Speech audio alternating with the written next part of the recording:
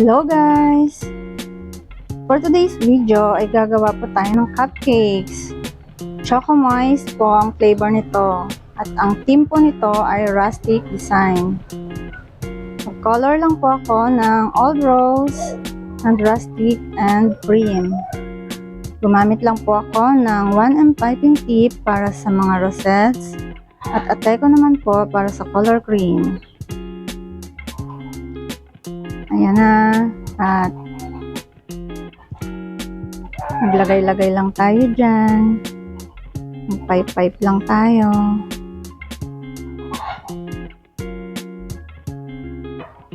Simple lang po ang design nito guys. Madali lang po.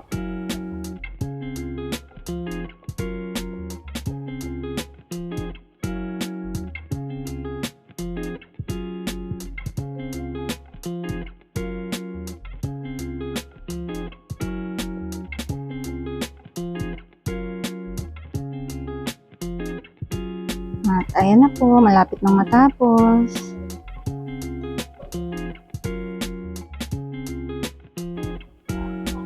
At ayan, nag-add lang po ako ng mga sprinkles. Gold radis po yung nilagay ko. At ayan na po, finish na. Thank you for watching guys. Bye!